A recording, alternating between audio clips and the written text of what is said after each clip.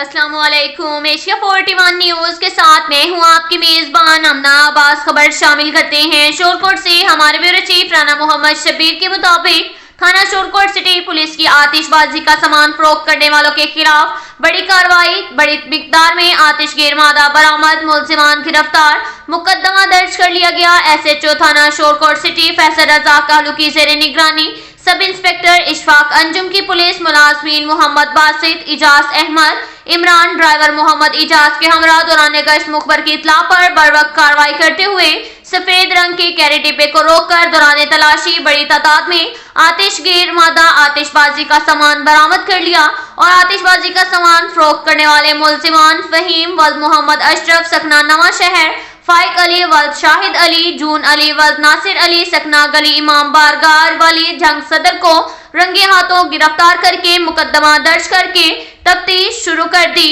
علاقے کے عوامی سماجی حلقوں نے شورکوٹ سٹی پولیس کو اس کاوش پر خوب سراہا۔